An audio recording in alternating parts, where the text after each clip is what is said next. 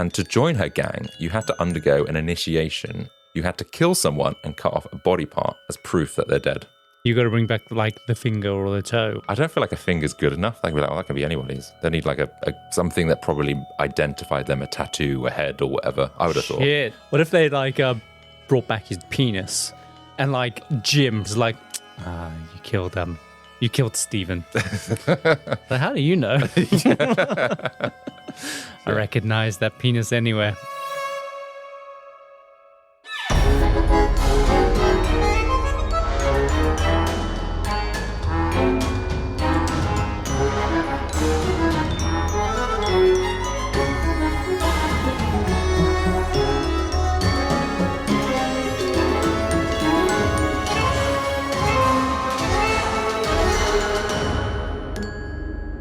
I almost forgot to press record.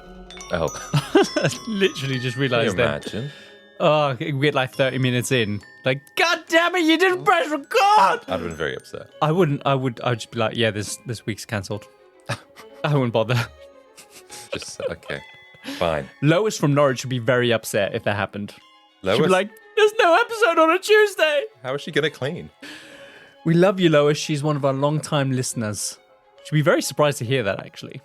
Welcome to the Compendium, an assembly of fascinating and intriguing things. If you're tuning in for the very first time, we are a weekly variety podcast where each week, Kyle Risi normally tells me, Adam Cox, all about a topic that he thinks I will find both fascinating and intriguing.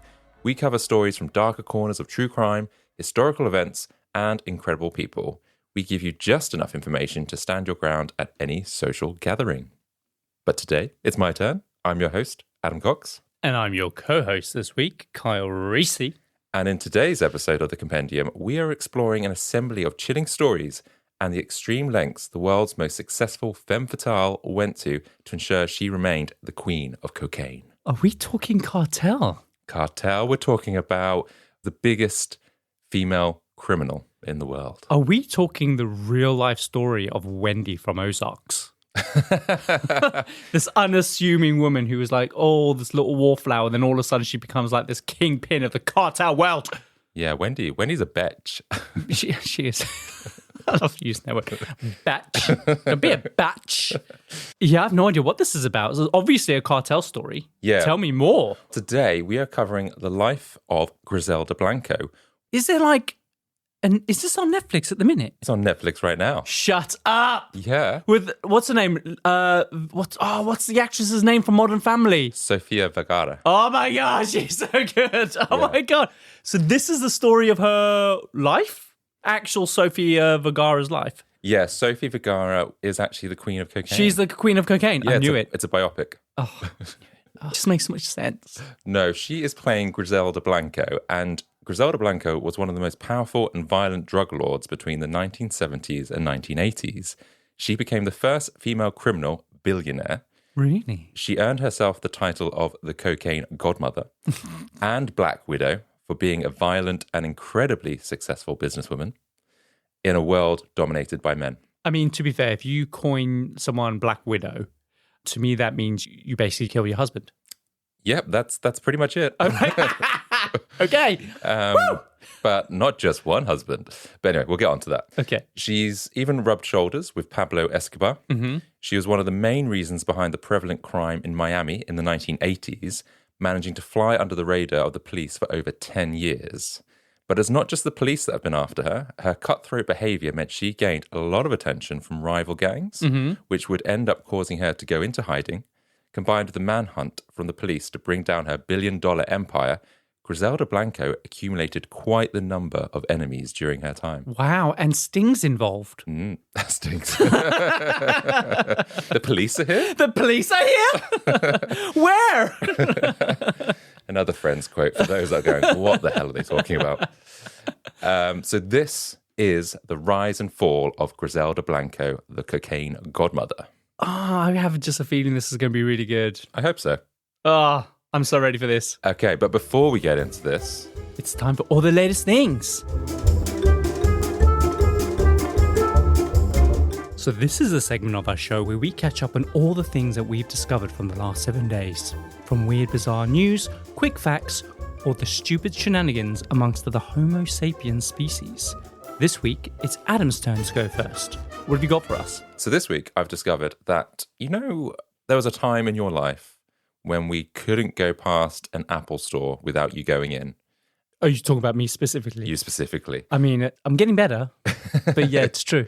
And when you go in, you want to basically touch them, pick them up. Lick them, spit on them, all these things. Yeah, and this is why you've been barred. No, but there's a science behind the way that they display their products. Oh, really? Which a lot of brands, I think, have now sort of copied what Apple first did. When you go up to a lot of the laptops, the screen is angled at a certain way that you have to touch the screen in order for you to see the screen properly. Okay. Does that make sense? Yeah, it does, but I don't understand why. It's to encourage you to start touching the product. So Right. same with the phones. They're at an angle whereby you need to pick them up in order to see them properly. Yeah. Because they're lower down and everything. And so I guess the science behind that is so as soon as you start putting that into your hand, it then gives you that feeling of ownership and that you want it. And you start Right. obviously, they want you to touch the product, right? Yeah, Don't yeah. they? And use it, experience it. So I thought that was quite interesting how they're manipulating us Yeah. to part of our money. And also the big problem with that is these are glass items, right? So fingerprints are a huge problem Yes. when you're touching these items. And because obviously their items are like these huge fingerprint magnets, they actually have this spray that they clean their laptops with, which just stops these fingerprints from displaying way better than the off-the-shelf products that we have. Yeah. So yeah, that's interesting. Yeah. Is that it? Was that your latest news for this week? So I have one more thing. It's about a woman who came back to life in a hearse on her way to her own cremation. That's so scary. Yeah, so it was in India. So this woman was severely burnt in a fire in her home in February Oh, this year? this year. Yeah. Shit. And she went to hospital, and I think they tried to treat her, but then they sent her home. And I think the family were too poor to then put her back into hospital. And so they believed that she had died. And they arranged for her to be taken to the cremation ground in a hearse. And it's during that journey that apparently she opened her eyes and suddenly they were like, oh God, what's happened? It's like, God damn it. she's back from the dead. Yeah, can you imagine? And the thing is, though, they've probably all started grieving already. So they've shed tears, they were really sad about it, then all of a sudden grandma's back. Yeah, exactly. And the weird thing is the family didn't need a death certificate to perform the last rites according to the crematorium. Well, I didn't think that was a thing anyway. Oh, well, I thought you would need a death certificate or something to kind of show that, yeah, okay, you can put the body through.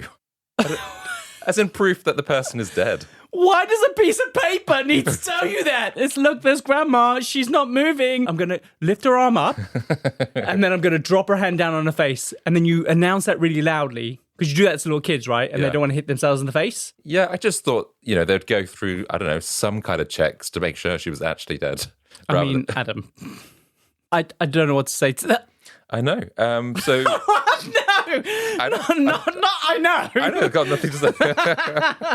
But the driver of the hearse basically called back to collect her, and I think you try to discard of this. Your dead needs to be dead before you discard of it. yeah, it was only like an hour later, like after driving her to the crematorium, they basically dropped her off back home. So I just think that's Can really you funny. imagine the shock? Oh, grandma's back. We divvied up all her things. Yeah, I'm not giving that back. So yeah, and this happens quite common, it seems to be. Really? More common than you'd think. There's another story of some woman. I mean, I'd never think about that. Oh. But, Well, but it's good. But it is more than what you would think. yes, exactly. Because the news article I read said, as linking to other people where it's happened to, there was a woman back in a nursing home, which I think the nursing home thought she was dead. And so they left her. And then they went about their business. And they came back to the room, and she's like up and about walking around. So it's just like, what's happened to Sandy? That's crazy. The thing is that like your breathing probably just gets shallow. Because with stethoscopes, right? You know what a stethoscope is, right? Yeah, to measure your heartbeat. So apparently it's quite common for doctors when they put the stethoscope up to the person's heart to hear the heartbeat, it's actually the wrong way around. They don't realise and they're like, oh, it's not working. And then they go, oh, it's because I got it the wrong way around. Oh, really? So maybe that's what they've done. They're like, someone came up with a stethoscope, they put it on there, accidentally not knowing it was the wrong way around. And then they go, oh yeah, they're dead. And then they go about their business, come back, and then boom, she's like breakdancing in the middle of her apartment floor. Yeah, busting a hip. Yeah. Yeah. Yeah, so they're my latest things for this week. So I always admire people who take advantage of legal loopholes. There's just something about it that to me is another example of sticking up to the man, right? And there's some really great examples across history of where people have done exactly that. So for example, like in the UK, there is a UK loophole that allows alcohol to be sold without a license on a train as long as it's in motion. Right? Really? It has to be in motion, yeah. So this unlicensed gin distillery who couldn't get a license or couldn't afford to pay for the license, what they did is they created a train track, or they purchased the rights to use an old disused train track from their distillery. They put a train on it, and they would then get people to just come on board, and they would be able to sell all their alcohol. And that's how they circumvented this kind of law, because as long as the train was in motion, they could then sell their alcohol without a license. That's crazy. But I guess if they've paused or, dropping people off, I don't know if they would on this train track, but in theory. Stop sales! Yeah. It's a big odd sign that comes on. And as soon as it starts moving, quick, yeah, get your drinks, we're stopping in 10 minutes.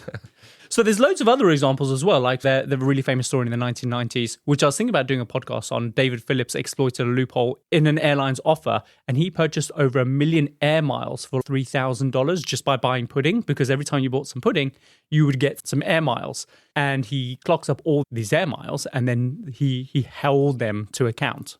Wow. And like, you have to give me my air miles, and the courts backed him up and everything like that. So little legal loophole there as well. It's a lot of pudding, but it seems to be worth it. It's a lot of pudding as well. This week, I also want to bring you a really bizarre story that has been doing the rounds, where a lawyer who insured his cigars against fire damage and then proceeded to smoke those cigars and then file a claim. What? Yeah. So the story goes that a lawyer from Charlotte in North Carolina, obviously that's the USA, decided that he was going to insure his really expensive Cuban cigars against fire, amongst obviously other risks as well, like mold and mildew and whatever. Later, after smoking all the cigars, he decides that he's going to file a claim to the insurance company, stating that the cigars were lost in a series of small fires. Yes, the fires of him lighting them up. Yes, and exactly. Them.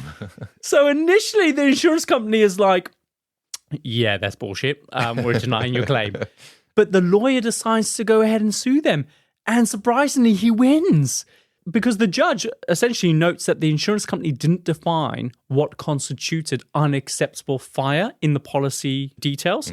And so they were obligated to pay the $15,000 claim. So this lawyer was just reading his home insurance policy or whatever, and then was just looking through it and seeing all the items and going, do you reckon I could smoke those cigars and get away with it? Probably. I mean, there's probably sport for these types of lawyers, right? They look through kind of terms and conditions, and they look for loopholes, and they go, I can exploit this, let's do it. And they probably just do it for fun. That's how they get their jollies. After the lawyer cashes the check, the insurance company have him arrested for 24 counts of arson. So he started the fire. Yeah. And they also used his own insurance claim and his own testimony against him, which stated that he had obviously smoked them. So he confessed to that. And the fires were deliberately set by him. So he was convicted of intentionally burning insured property, right? And also to circumvent the loopholes in that. And then he was sentenced to 24 months in jail and fined $24,000. Yeah, that seems like that really backfired. It did backfire, right? You didn't look at the bigger picture, I guess. I thought lawyers are supposed to be smart. Apparently so. But yeah, that's all my latest things for this week. Should we get on to the Queen of Cooking? Yes. I don't know what that was. What's a Colombian accent? It's not that. Well, how would Sofia Vergara say it? Well, it's how she speaks. She's got that Latina, Spanish. She speaks like really whiny and loud. Yeah, that's her character in Modern Family, I think. Yeah, but to me, she's like that all the time. So, Griselda's story begins in Colombia, in Cartagena, where she was born. She was just 3 years old, and she moved there with her mother, Ana Restrepo, to Medellin. Some say that living there exposed her to this life of crime at a really young age, which would set her on her dark path. Because in Cartagena, in Colombia, it wasn't the greatest place to bring up children. During the 1940s and 50s, Griselda grew up in a rough area called Barrio Antioquia, known for its gangs, prostitutes, and hired killers. Blanco lived in a neighborhood designated as a red light district where illegal activities were kind of tolerated. Violence would be a daily occurrence. There'd be dead bodies littered on the streets. What? And so there'd be young children seeing this, and they would be desensitized to death. So you just like off to school, off to Sunday school, and then boom, there's someone like being shot in the head just laying on the ground. Yeah, I think it would be common. Perhaps, yeah, there's chances are you would have come across it at a young age. Sure. God. Yeah. Awful. But then I guess if you're being desensitized to it, because that's when it's a problem, right? If you're not desensitized to it, then it's a problem. But if you're desensitized to it, then it's no big deal. Yes, but then... It's shocking to us because we're not desensitized to it. Yeah, exactly. But if at a young age she's already seeing death and violence, then it's not going to faze her when she gets older. Mm-hmm. She starts out as a pickpocketer at a very young age, and legend has it she steps up a few notches quite quickly because at the age of 11, she kidnaps a boy who is 10 from an upscale neighborhood. She Brilliant. holds him for ransom, but his parents don't take that threat seriously. And without because it's like an 11-year-old girl going, yeah, like, I'm holding your son for ransom. Well, yeah. Would you take an 11-year-old girl seriously? I don't know if they revealed it was a girl, but like, I don't know, a note went through their door. I don't know the detail. Well, I mean, have you seen like the writing of an 11-year-old girl? It's clearly done by an 11-year-old girl. Yeah. It's got like little hearts over the eyes. True. Or she might have like cut out letters from a newspaper. I don't know. That's a lot of effort. But apparently she takes his life and becomes a cold-blooded killer at the age of 11. She killed him. Yeah. This is before she gets to her teens. God damn. Why? Because she's like, oh, they're not interested. So she's like, oh, I'm bored of this now. Killed him. I don't know the exact details, and it's really hard to find anything that corroborates this story. Mm-hmm. But so you lied. No, I didn't it's lie. But this is the thing that's been passed down over time about Griselda Blanco, and you'll find that this happens quite a lot in her early years. There's almost this mythical, legendary status, so we don't know what's exactly true and what's a fabrication. Yeah, because I guess because she's this formidable woman who was head of this huge cartel and she's a woman, she needs a legend. She needs an origin story. Do you know what I mean? And that all just feeds into it. But God, that's really painting her to be like not a very nice person. Yeah, because... And just so I know as well, throughout the story, are we celebrating and championing her, or are we like, this is, Griselda. Oh, questionable choice. You know, she's a mother. She's doing this for her kids, but she is a horrible woman. That makes it okay then. Yeah. That's doing it for the kids. You can respect her, but I don't think we should be rooting for her. So, but the thing is, I think when you're forced into prostitution between the ages of 8 and 12, and you've got an alcoholic mother, your moral compass is going to be pretty messed up at an early age.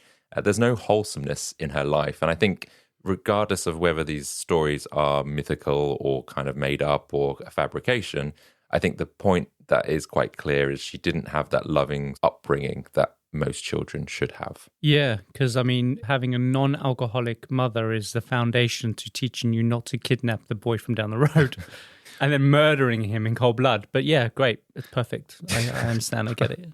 Yeah. Yeah. And also where she grew up. I think that's the point as well. Right, anyway, so her mother's boyfriend would abuse her, and it got so bad at the age of 19 that she decides that enough is enough. She wants a better life for herself, so she escapes into the hills of Medellin. From then on, she lives hand to mouth, turning to prostitution to survive, albeit that's something she would deny later on in interviews. She said that she never did that when she left home herself. Sure, because I get it, because like people, they don't go into prostitution lightly, right? It's a last resort. Of course, if she's in a position to be able to deny that, I think a lot of people would. Right? Yeah, but I think it's also because she didn't really have this trust with men, and so she doesn't want to be at the hands of a man or anything or rely on them. Yeah, being a prostitute is considered almost a submissive kind of part in the transaction, if you will. Yeah. Like you can be strong, formidable women that is in prostitution, but ultimately, unless you're in a dominatrix situation, it's kind of like you're a submissive person, aren't you? Yeah, I guess. And possibly in that neighborhood, it was quite a violent and dangerous career. Yeah. Anyway, as a teenager, Griselda found herself in a relationship with a much older man named Carlos Trujillo, the people trafficker. And so over the years, he taught her the art of forging passports, turning her into an expert in creating fake identities. Nice. And together, they organized the illegal smuggling of thousands of people into the US. And quite quickly, Griselda and Carlos were married with their 3 sons, Dixon, Uber, and Osvaldo. But what a name, Osvaldo. Osvaldo, that's a really nice name. Is it a boy or a girl? They're all boys. Oh, okay. And the family split their time between Colombia and New York in the early 70s. And they're using their fake passport details themselves in order to travel to and from. So they're jet setting, man. Yeah, they also start to sell drugs, but this is pretty small time for them. It's just things like marijuana. But then her husband suddenly dies, and the circumstances surrounding his death are not entirely clear. Okay. I mean, you did make it out as if they were quite happy. Well, I know you didn't explicitly say that. They were happy initially. Some say that he suddenly died from liver failure. Uh-huh. But then others say that Griselda Blanco had Carlos killed due to a business dispute. I like this letter heading. No, this one's better. This one's more professional. Yeah, but look at the font on this one. Yeah. Don't mess with me, Carlos. I'm a formidable Colombian woman. It sounds more Russian if I kill you. Yeah. I mean, I'm really bad at accents, so my Indian accent sounds very suspiciously Welsh and vice versa. So, like, I'm terrible at accents. But the record shows that my transatlantic Australian accent from the Emu episode, you loved it. You said it was really good. Actually, my sister listened to that and she said it was great. In fact, when we were doing the Gypsy Rose episode, my sister said she loved my accent then when I was like putting on the Disney princess accent. So, yeah. Family though, huh? God. And, actually, also, track record shows, every time I do an accent, we always get a comment because when we did the Marie Antoinette podcast episode, we had someone write in telling us how funny my French accent was. So actually, that's quite a lot of comments that we've got from people. They said how funny it was, not how good it was. Yeah, but that's all that matters, right? If it's funny, it's good. Sure. All right. So anyway, back to Griselda's first husband. So he's dead. And despite some suspicion, she was never really charged of the crime, that it was her. Mm-hmm. But it was rumored that Carlos was assassinated by a hitman after divorcing Griselda. And many believed his death was connected to a drug deal that turned bad. But we don't really know. Another one of these things that just adds to the myth of Griselda. Mm-hmm. With her first husband out of the way, it didn't take long for Griselda Blanco to find her second husband, another gangster named Alberto Bravo. Unlike Blanco's first husband, Bravo wasn't involved in people smuggling. Instead, he focused on smuggling cocaine, recognizing the substantial profits to be made, especially in the US, because this was, I think, at the time when cocaine really started to take off with a lot of, traders and stock market people in the 70s and 80s. Initially, Bravo's drug operation was small scale, but Blanco had much grander ambitions than being a small-time drug lord. She envisioned transforming the drug trade and establishing a powerful empire in America, and it just so happened it was the right time to do that. So together... What does that mean? Well, like I said, with the takeoff of the drug. Okay, sorry, of course. I thought you were alluding to something else, like, the weather's just right. Do you know, there's just enough people addicted to cocaine and drugs. Yeah, and do you know the demand for people smuggling? Way down. So gonna skip to cocaine. My name is Griselda. I'm a formidable woman. Okay. This is going to be a long episode, isn't it? So together, they moved their operation from Colombia to New York, drawing upon Blanco's existing human trafficking network in the United States to distribute their cocaine. Mm-hmm. However, before they could expand the operation, they needed a steady supply of cocaine that they could import from Bolivia and Peru to the US and at a large scale. I mean, to be fair, honestly, I just assumed they had that ready teed up. Not yet. Let's go into cocaine. Brilliant. Where do we start? Well, we've got the stockpile of cocaine is normally how this all starts. But how do they get that much cocaine into the US easily? This is the problem. Okay. As a woman operating in a male-dominated industry, Blanco's cunning plan was to create a new innovative method of smuggling cocaine, hiding it in plain sight and where authorities wouldn't think to look. So do you have any ideas of where they might have done that? So drawing on previous experience from previous episodes, I think they pumped an otter's belly filled with cocaine, strapped those otters into a series of pantyhose, and made some Indonesian guy wear those pantyhose with the otters strapped inside them and then put him on a plane to America. Couldn't be more wrong, but nice try. So I think we've all heard of stories how people manage to smuggle drugs into a country. And so people try and hide them in secret compartments of their luggage, but that's usually pretty easy to be detected these days in particular. Sometimes people smuggle them within their body. Mm-hmm. I did hear one person was caught at an airport whereby the guy appeared to have a broken arm, but somehow they managed to make a cast out of cocaine. which is pretty genius if you don't get caught. I've seen some pretty ingenious ways that people have smuggled. The most recent one that I saw was these guys, they were making these boats, like these plastic boats.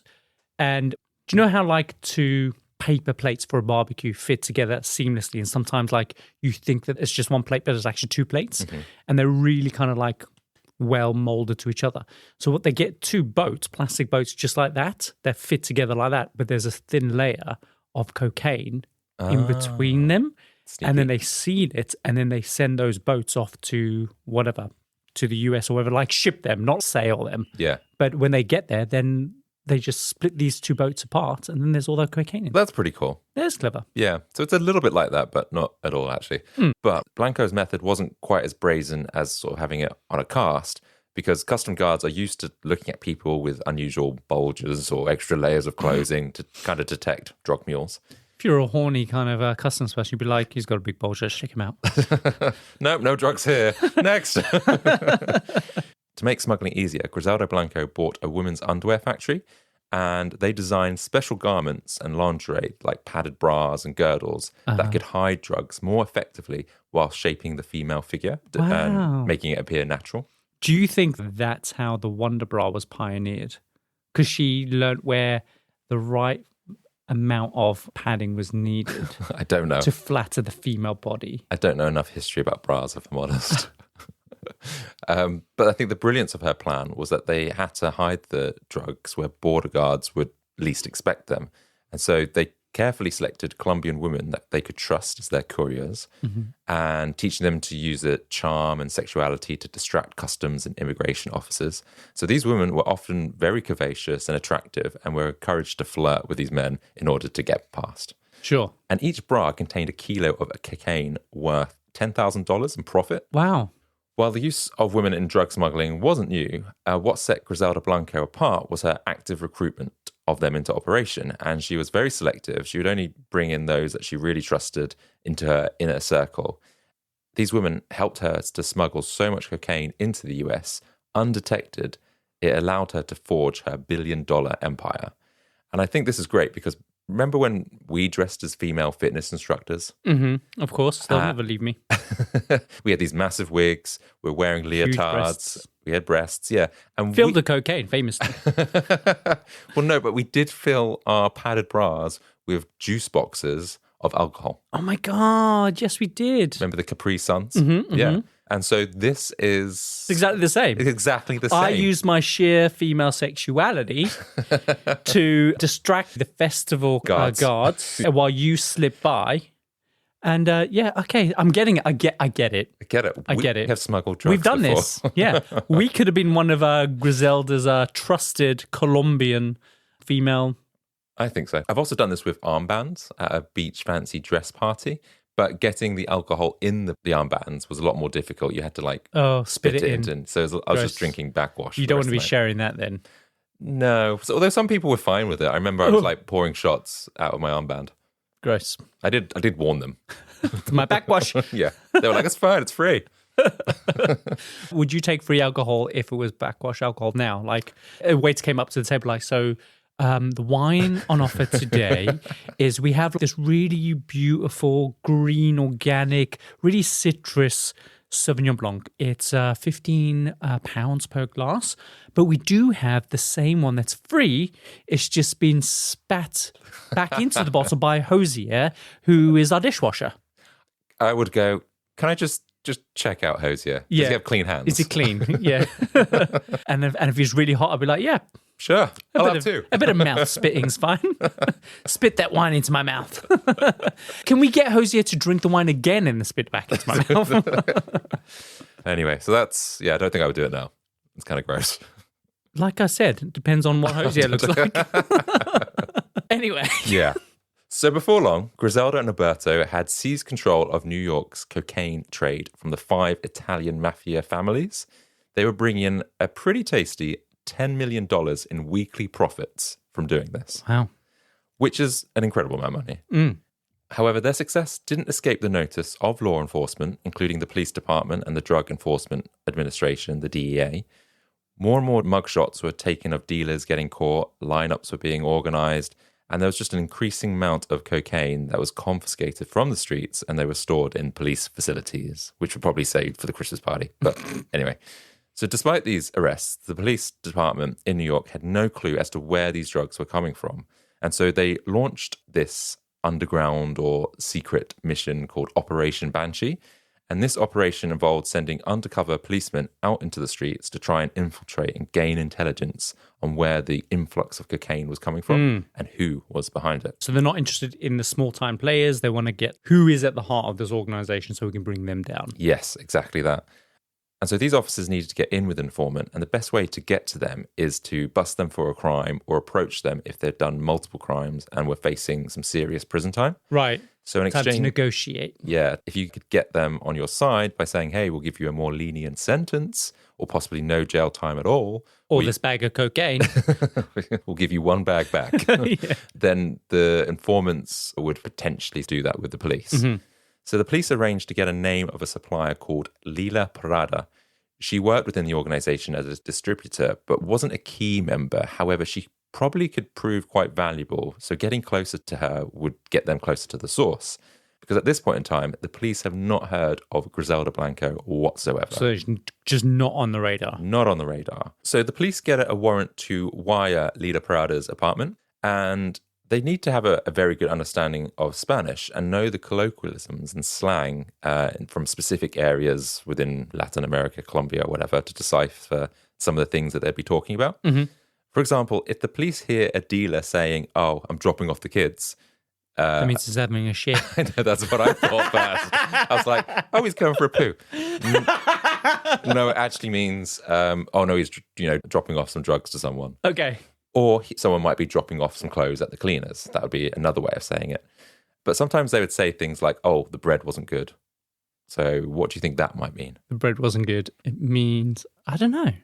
It means that maybe the batch that they cooked wasn't good enough. Oh, so I see. Therefore, there's going to be a delay because we need to redo it. Or Right. Didn't meet grandma's quality control. Yeah, exactly. So they needed to crack these codes. Mm-hmm. Plus, all the names that suspects tended to use were fake. And so they used these aliases. And so even when they're in custody, they would give out different names and different ID to try and, evade being caught. Mm-hmm. So it was really hard to track down these people with any legitimate information. The only way that they could be confident is if you had a fingerprint taken or a photograph. Mm-hmm. And of course, Griselda had never been arrested before. So they have no name, no pictures, no fingerprints. And the street of New York continues to be flooded with cocaine. But then during their investigation, from tapping people's apartments and things like that, they come across these two sisters called Carmen and Gloria Caban. And these two sisters are already serving time for cocaine trafficking. So they're pretty experienced within this field, which means they're probably well connected to the big players in New York. Mm-hmm. The police visit their sisters, and even from a secure prison cell, the sisters refuse to talk initially. And it's clear to the police that these girls are afraid to reveal too much information. And it takes several attempts and the offer of witness protection and earlier release so they can see their family back in Colombia that they actually begin to talk. And it's then when they reveal 30 names of people dealing drugs in New York. And one of the names behind it was Griselda Blanco. Oh, someone's mentioned her name. So this is the first time they hear about that. And who said the name? One of the sisters. But when they start to probe, in fact, the sisters, or one of the sisters, was so scared that she would even tremble at the sound of this woman's name. God. They are petrified of her. Really? Yeah. The thing is, though, that must either be based on their own personal experience or stories that they've heard. I think this is revealed from the police investigator. So we'll come on to him a little bit later because I think he was on the case for years. But the police have no photograph of her, no criminal records, like I said. So she's just a name. She's a ghost, essentially. And so it makes it really hard for them because the other thing that Griselda would do, she would change her appearance a lot. So she would lose weight, gain weight, she would be glamorous, she would look more run down. And that's smart, though, because a lot of people, they'll try and change their behavior, but they won't change their style. And she's literally gaining weight, or she's making herself look more shabby, or then reversing that and making herself look really glamorous. I think that's quite smart, actually. Yeah, exactly. And I think because her background in identity fraud, she would obviously create a new identity where she appeared slightly different on all of them.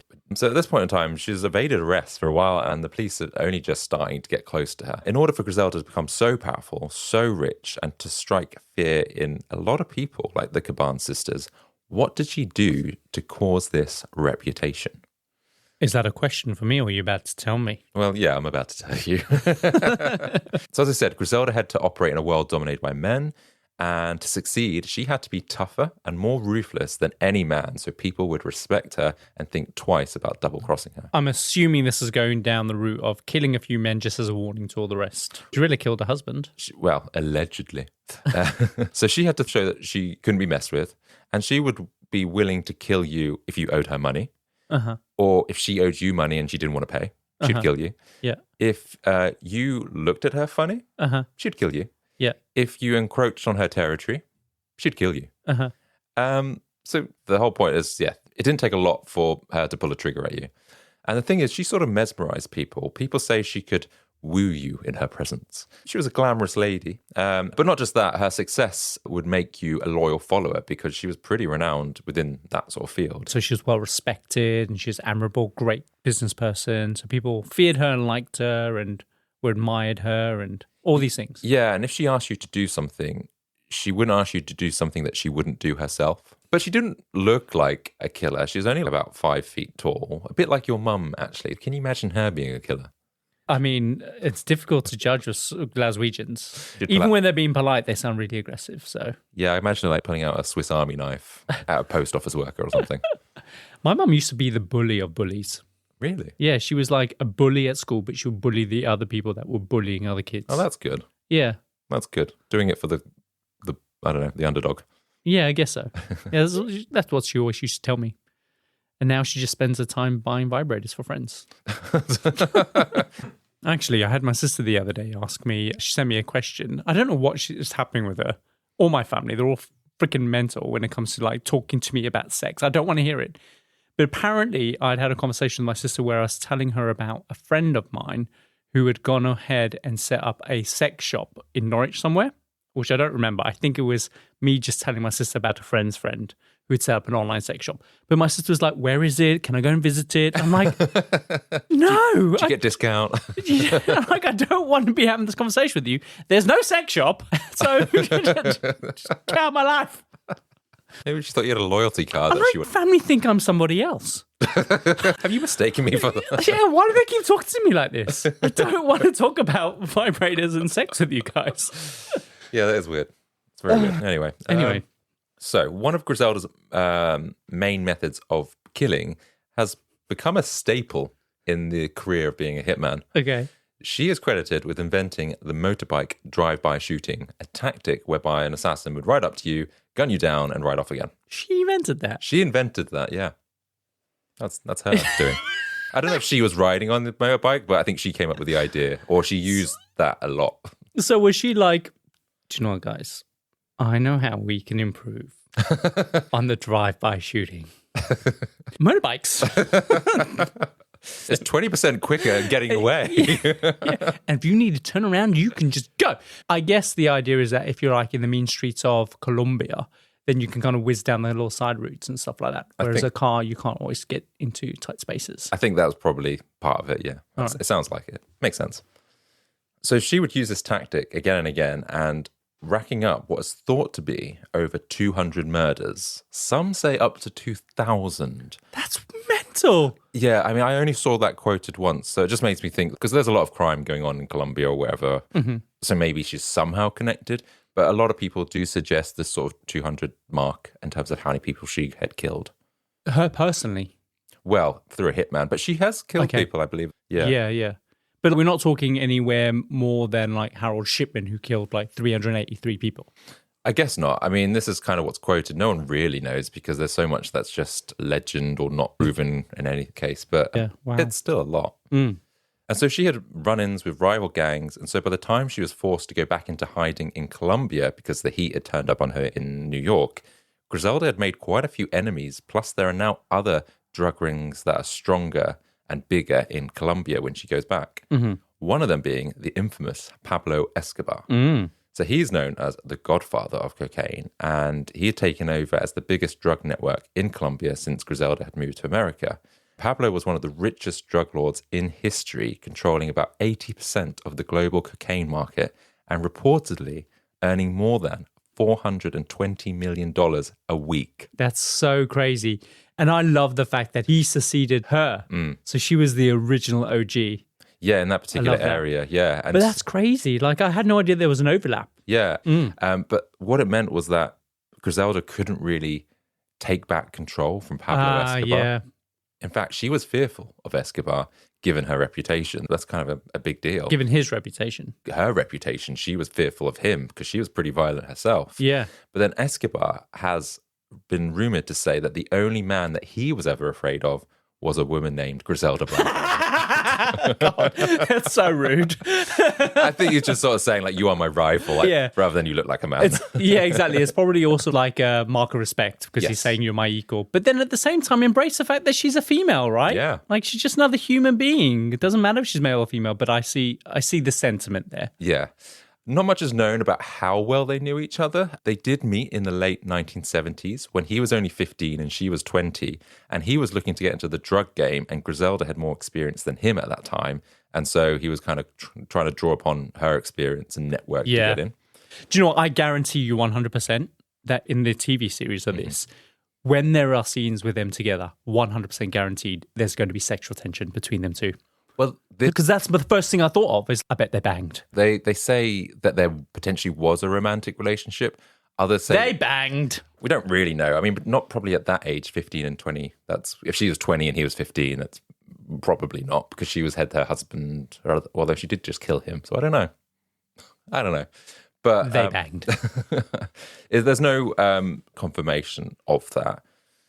What sort of set them apart, though, was that Escobar sought for power and glory. But in the beginning, Griselda was doing this all for her children. She was a single mother. She came out of an incredibly abusive relationship with her mother and other people around her, that she wanted to make a life for the kids that she had. Mm-hmm. Obviously not necessarily the best life, but she was turning a profit, and a pretty tasty one. I mean, it's pretty much the best life, if you ask me. During Blanco's time back in Colombia, things with her second husband is starting to strain. For 6 years, they were a very strong team, but now there are rumors he's been skimming profits. He's potentially having another affair. They've fallen out of love, but they still have a common business interest together. Griselda needs to settle things quite quickly.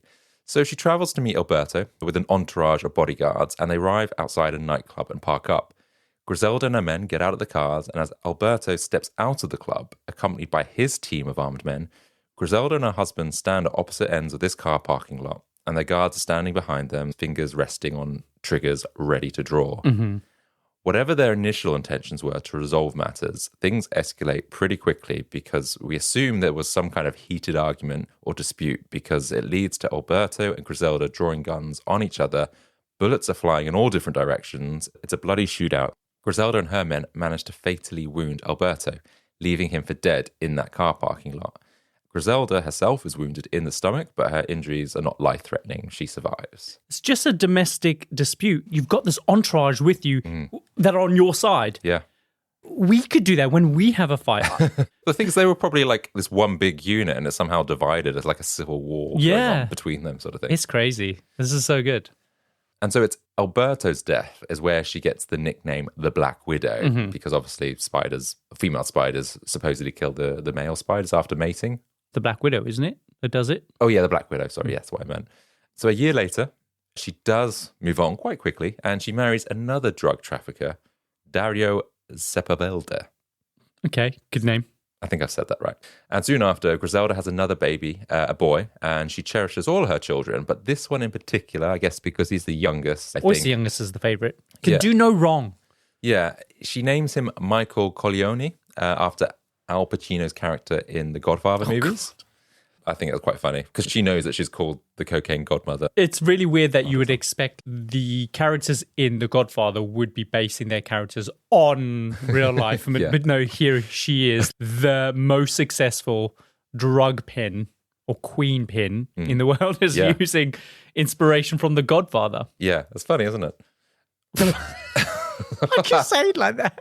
I don't know. You said it as if that was on the script. No, It's funny, isn't it? I was looking for my next prompt. But even though you might be the father of Griselda's favourite child, that doesn't necessarily mean that you're going to be saved at the mercy of Griselda Blanco. Oh, God. He ends up being gunned down in Colombia after a custody dispute over Michael. Wow, his story ended quick. Yeah, it didn't take long. And it's speculated that Griselda was behind that hit. And the woman goes through more husbands than Katie Price. Well, she does. 3 husbands. Okay. It's quite a lot. Okay. How many husbands does she have? Like 5. Oh, well, that's actually it. But she has some other romantic liaisons as the story goes on. Adam, I don't think we should be judging women for marrying a bunch of times. But killing 2 husbands? I don't think we should be judging women for killing their husbands. They probably deserved it. They probably did. So it's at this point in time that Griselda's business is suffering at the hands of Pablo Escobar. Over time, Escobar has taken over manufacturing and distribution chains from Griselda, and he's sending out his own team of assassins to basically take down her team. He takes over the main airport, Medellin Airport, whereby she would use to kind of traffic all of her women across to the US. So she hasn't got much more room to grow her empire at this point. And she knows that she can't go up against him because he is just too powerful. So Griselda needs a new plan to stay on the run from the DEA in New York and get away from Escobar. So she disappears, and it's not clear where she's moved to this time, but she uses her fake ID to move around again. Any leads for the police have gone cold for quite some time, and to be honest, they actually think that she's been killed because they have no inkling as to what she's up to.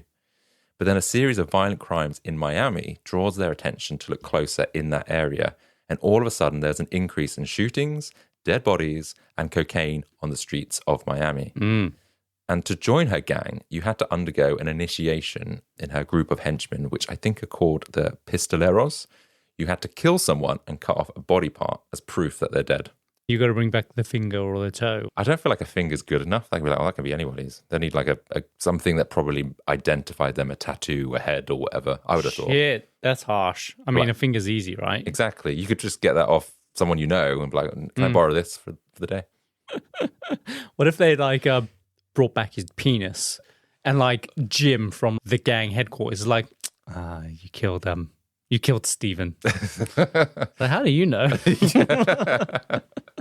I recognize that penis anywhere. Yeah, maybe. You never know. So a brutal action spread across town, and she became famous once again, orchestrating a shootout at this large shopping mall. And during this violent incident in Miami, she left behind what was known as a war wagon, which was essentially an armored vehicle equipped with a vast amount of weapons and gun portholes to attack. So she had kind of got this defense vehicle. It was like custom made. Yeah.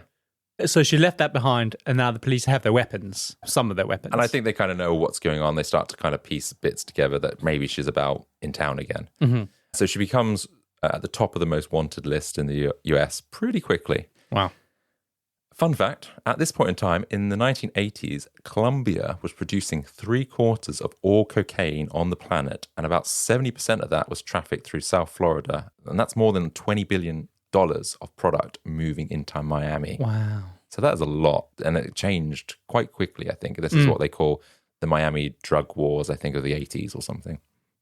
Some of the money from her cocaine enterprise is invested in legitimate businesses and infrastructure. So obviously you have to launder that money. And it was a time when the economy was on a downward trend in a lot of places, but Miami was thriving because of the cocaine industry. And it was driving that economy, and it wasn't affected by recession during this time. However, the prosperity comes with a dark side because the Miami Police Department is overwhelmed by violent crime. The morgues are overcrowded, and that forces authorities to store dead bodies in refrigerated vans and on ice. And apparently they used to borrow them from Burger King. Shit, really? So like, damn, the van's got to shift down the morgue. And then as soon as that's done, just spray it out and then off to deliver some burgers. Yeah, they unload the van of the beef patties and stick in a couple of bodies. What if they're like, oh yeah, your shift's over for that van, we need the van back. They forget to empty the bodies out. And they take the burgers off to the processing plant or the humans, and they go, oh, these look like weird cows. Yeah, and try and ground them up. Ooh. I mean, that would have been a really great way of Griselda just getting rid of the bodies. Just send them to Burger King, right? Ooh, that's a disgusting thought. So the leader of the city's police benevolent association cautions that criminal justice system in Miami has deteriorated so much to the point that the safety of civilians is no longer certain. And he recommends that ordinary citizens themselves should basically get a gun. It's always the answer. Just get a gun. Protect yourself. Yeah. And Griselda herself still had to be on guard from opposing gangs and criminals going after her. So no one is safe at this point in time. Her youngest son, Michael, her favourite, we assume, since described... What? Why? Because he's the youngest. That's what we assume. He either is the favourite or isn't. I don't know. Yeah, fair point. I might have just been made that up. Anyway. Is it because you're the youngest and you objectively know you're the favourite? No, I don't think I'm the favourite. You don't think you're the favourite? No. I mean, you're the best one. Like, seriously. Her youngest son, Michael, has since described what life was like growing up. He admits he had no real childhood and lived the life of a teen de capo, which is like the head of a crime organization. And he's risking his life every time he leaves the house. He was told, you're a Blanco. So when you drive, make sure you've got a lot of people in the cars driving around you and you need to have a gun right under your thigh. Because he's just such a risk. He's at risk, yeah, because he's part of the Blanco family. Right. And he's involved to some degree as he gets older. He needs to be on the lookout. So his life growing up is just always on guard. He survived 7 assassination attempts as a child. From other rival gangs and people that they've annoyed. Yeah, so they'd have guards guarding him 24 hours a day.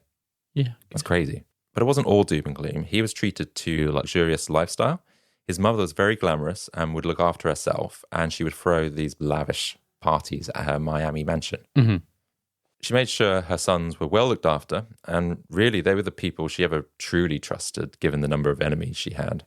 She even paid for herself and her family members to get dental work that was nicknamed the Burt Reynolds Grill at the time, costing around $150,000 per person back in 1976. What on earth for? Just to get a new set of teeth. Okay, I thought like it was some practical reason, like if we die, then they can't identify who we are. No, I think it's just, to look good, to treat yourself. But $156,000 for a set of new teeth. That's a lot. Now it's a couple of grand from Turkey, right? Oh, no, I think it's more than that, Adam. I think sometimes it's $1,000 per tooth. Oh, yeah, but no, depends what you want to get, right? If you're just getting... I don't know the differences. Like veneers or you're getting implants. Yeah. Yeah, I think that's different. Legend has it she was supposedly the first Colombian person in history to ever have the Hollywood grill back then. She reportedly bought diamonds from the First Lady of Argentina, Eva Perón, commissioned a bronze sculpture of herself, which was at the entrance of her mansion, and people would touch it for good luck. Say that name again. Eva Perón? That's... First Lady of Argentina. Yeah, that's the famous Evita. So she's got her diamonds, apparently. Wow. She also owned a tea set that once belonged to Queen Elizabeth II. Oh, wow, okay. It's also said that Griselda was a little kinky. She apparently held regular orgies, but she would hold a gun to your head to perform at these drug-fueled parties. Really? In what way? To perform Don't Stop or I'll Shoot You?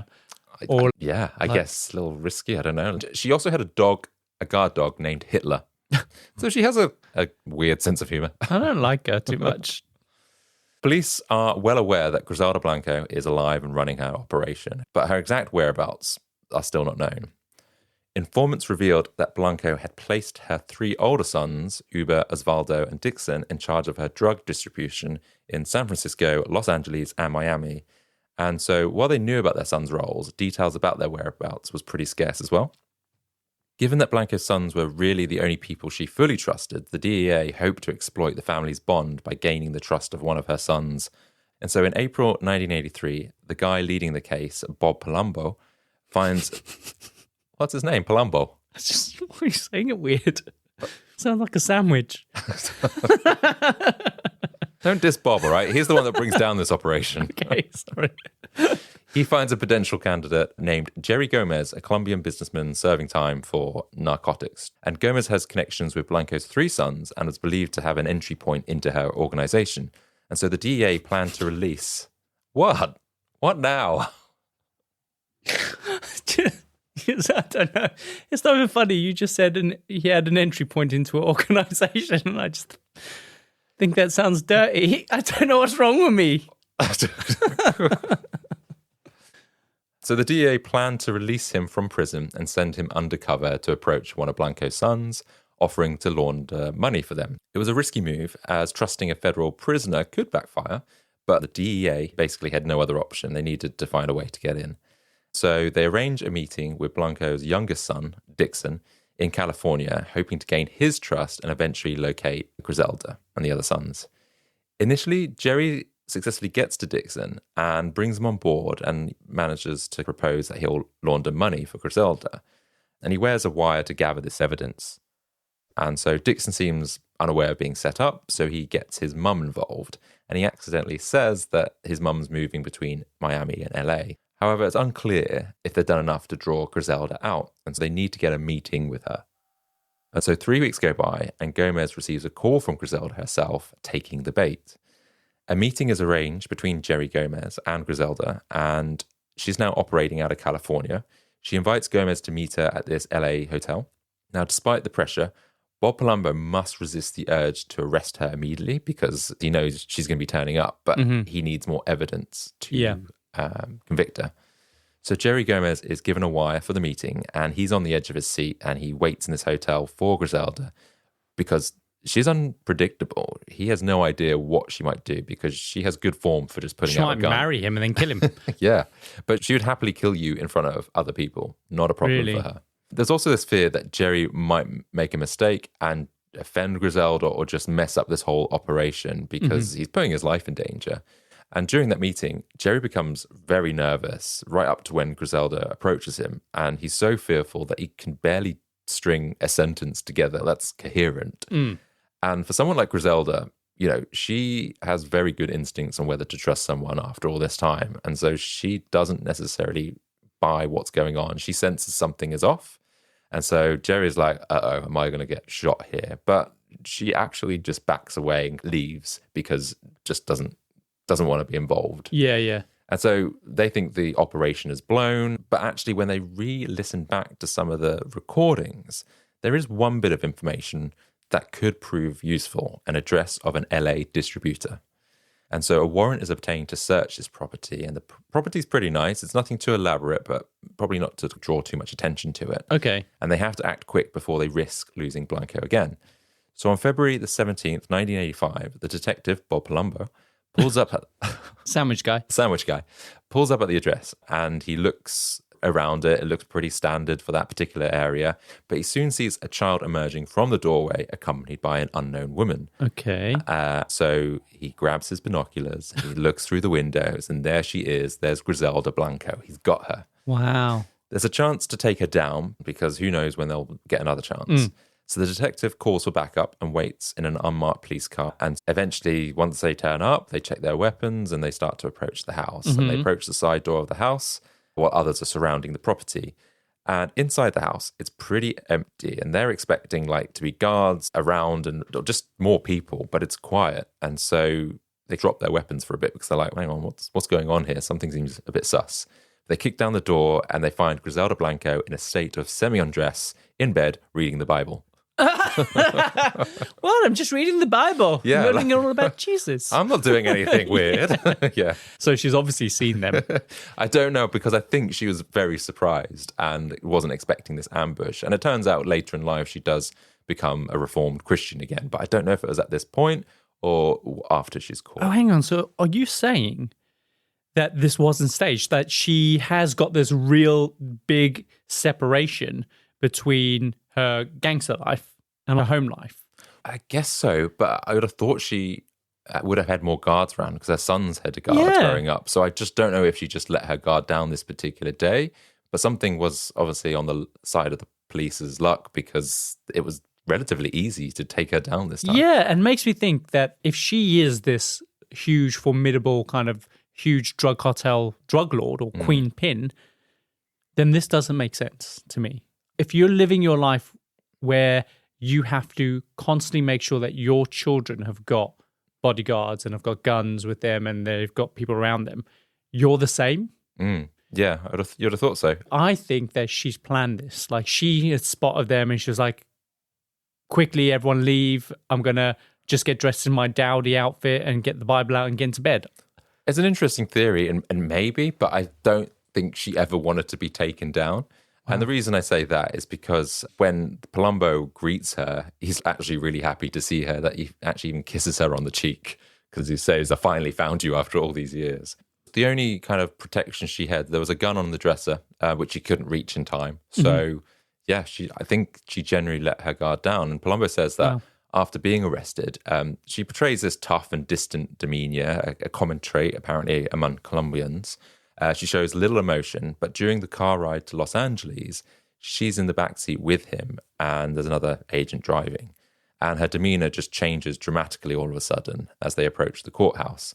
And Palumbo says she becomes visibly shaken, she's trembling, and she grabbed his arm tightly. And suddenly she just vomits on his shoulder. And it's mostly bile that comes up, as I guess maybe she just felt sick inside and everything was crumbling around her. Okay, so what you're saying is that she is just like, this is the end. Yeah, it's all come crashing down. She managed to do all this and survive so long, and now it's ended. Wow. So with Griselda now caught, it doesn't take long for the DEA to catch up with her sons within a few months. Her 3 eldest sons are successfully captured in sting operations, not the band, and marking the end of Blanco's reign as the deadliest female cocaine boss in history. Wow. And it brings her criminal family to justice. She's sentenced to 15 years in prison for drug trafficking offences in New York. And during her time in prison, she faces 3 more charges of first-degree murder in Florida. The prosecution struck a deal with a guy called George Ayala, who is one of Blanco's trusted hitmen, who agreed to testify against her. However, the case fell apart due to legal technicalities stemming from a scandal involving this bodyguard and his involvement in phone sex with 2 female secretaries from the state attorney's office. It fell out of court. They couldn't use it in the end. Wow. So she's never really convicted of the violent crimes that she actually did. It's just drug trafficking. I mean, it's pretty serious crime. Drug trafficking. I think she does plead guilty to 3 counts of second-degree murder, and she does receive these concurrent sentences for those 3 murders of 20 years. Okay, so total 20 years she goes to jail. Yeah, it's just strange how she's able to escape all this prosecution from all the other crimes. Yeah, they can't make it stick. Yeah, and she faces the death penalty, but she managed to avoid that as well. I was listening to an interview with her youngest son, Michael, and he talks about how Pablo Escobar would send him letters to take to his mother when she was in prison. And he would sneakily open them to read what was in them. Oh, they banged.